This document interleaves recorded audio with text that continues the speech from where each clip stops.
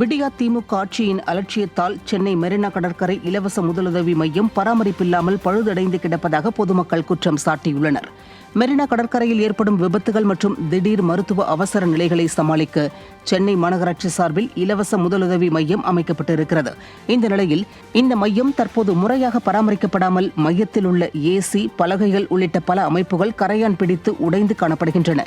இதனால் திடீரென காயம் அல்லது உடல் ரீதியான பிரச்சினைகள் பொதுமக்களுக்கு ஏற்பட்டால் என்ன செய்வதென விடியா அரசிடம் மக்கள் கேள்வி எழுப்பியுள்ளனர். மேலும் கும்பகர்ண தூக்கத்தில் இருக்கும் விடியா அரசு பொதுமக்களின் உயிரோடு விளையாடாமல் உடனடியாக முதலுதவி மையத்தை சரி செய்து தர வேண்டும் என பொதுமக்கள் கோரிக்கை விடுத்திருக்கின்றனர். சுகாதார மையம் கிட்டத்தட்ட ஒரு வருஷமாக பூட்டி இருக்கு. முன்னாடி கரெக்டாக ஓப்பனிங் டேட்டில் இப்போ சரியாக வந்துட்டு டாக்டர்லாம் வந்துட்டு இருந்தாங்க. இப்போ யாரும் வரதில்லை, டாக்டரும் வரதில்லை, பூட்டியே இருக்குது. முன்னாடி யூஸ்ஃபுல்லாக இருந்துச்சு, இப்போ யூஸ்ஃபுல் இல்லாமல் இருக்குது. அதை திரும்ப ஓப்பன் பண்ணி மக்களுக்கு பயன்பாட்டை கொண்டு வரும்படி கேட்டுக்கொள்கிறேன்.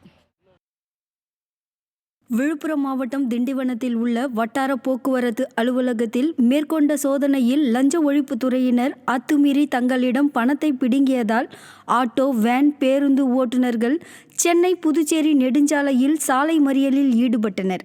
திண்டிவனம் வட்டார போக்குவரத்து அலுவலகத்தில் ஓட்டுநர் உரிமம் புதுப்பித்தல், வாகனங்களுக்கு எப்சி எடுத்தல் போன்றவற்றைகளுக்கு இடைத்தரகர்கள் மூலம் லஞ்சம் வாங்குவதாக லஞ்ச ஒழிப்புத்துறையினர் வட்டார போக்குவரத்து அலுவலகத்தில் சோதனை மேற்கொண்டனர்.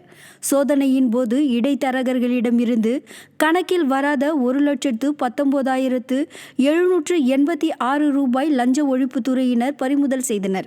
லஞ்ச ஒழிப்புத்துறையினரை கண்டதும் சில அலுவலர்கள், இடைத்தரகர்கள் உள்ளிட்ட பலரும் தங்கள் கையில் இருந்த பணத்தை வெளியில் வீசினர்.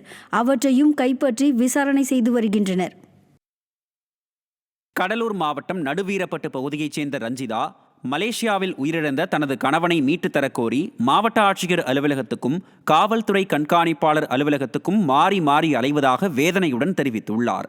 நடுவீரப்பட்டு பகுதியைச் சேர்ந்த பிரபாகரன் நெய்வேலியைச் சேர்ந்த ஒருவரிடம் பணம் செலுத்தி கடந்த ஆண்டு மார்ச் மாதம் 13ஆம் தேதி மலேசியா சென்றுள்ளார்.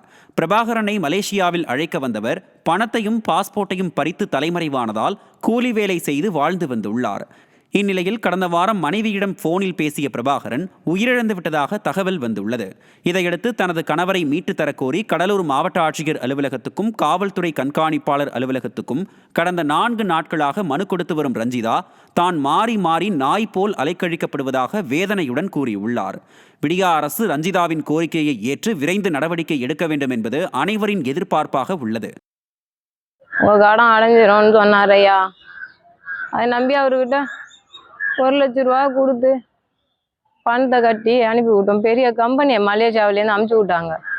அந்த கம்பெனி அங்கே இருக்கான்னு எங்கள் சொந்தக்காரங்க மூலியமாக கேட்டதுக்கு கம்பெனி இருக்குது, உண்மைதான் அப்படின்னாங்க. சரின்னு பாஸ்போர்ட்டு எல்லாம் எடுத்து கொடுத்து, விசாலாம் எடுத்து கொடுத்து, டிக்கெட்டு கையில் தரணும்னா பணம் ஃபுல்லாக கொடுத்தாதான்னாங்க. கடன் வாங்கி நகையெல்லாம் விற்று இன்னும் போன கருத்தை கூட அடைக்கல ஐயா. விவசாயிகளுக்கான நிவாரண தொகையும் பயிர் காப்பீட்டு தொகையும் வழங்காதது குறித்து கேட்டபோது விடியா திமுக அமைச்சர் முறையாக பதில் அளிக்காமல் நழுவி சென்றார். மயிலாடுதுறை மாவட்டத்தில் கடந்த ஆண்டு ஜனவரி மாதம் மழை வெள்ளத்தால் பாதிக்கப்பட்ட விவசாயிகளுக்கு 10 கோடி ரூபாய் இழப்பீடு வழங்க வேண்டும் என பொம்மை முதல்வர் ஸ்டாலின் அறிவித்தார். ஆனால் இழப்பீடு தொகையும் பயிர் காப்பீட்டு தொகையும் பாதிக்கப்பட்ட விவசாயிகளுக்கு இதுவரை வழங்கப்படவில்லை. இந்த நிலையில் மயிலாடுதுறை மாவட்ட ஆட்சியர் அலுவலகத்தில் ஆய்வு மேற்கொண்ட விடியா திமுக அமைச்சர் மெய்யநாதனிடம் விவசாயிகள் இது குறித்து முறையிட்டனர். அப்போது பொம்மை முதல்வரின் கவனத்திற்கு கொண்டு செல்லுவதாக கூறி விடியா அமைச்சர் அங்கிருந்து நழுவினார். இதனால் ஆத்திரமடைந்த விவசாயிகள் பயிர் காப்பீட்டு தொகை வரவில்லை என்றால் தொடர் போராட்டங்களில் ஈடுபட போவதாக எச்சரித்துள்ளனர். வெறும் 17 மூட்டை நெல்லை நாங்கள் எடுக்கலாம். 17 மூட்டை நெல் எடுக்கிறாங்க போது அதுக்கு இன்சூரன்ஸ் சட்டப்படி அது கொடுத்தாங்கன்னா ஏன் கொடுக்கல இன்சூரன்ஸு?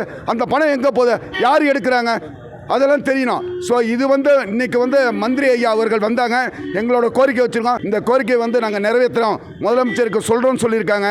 இது செயல்படலைன்னா இது மீண்டும் மயிலாடுதுறையில் பெரிய லெவலில் ஒரு போராட்டம் நடக்கும்.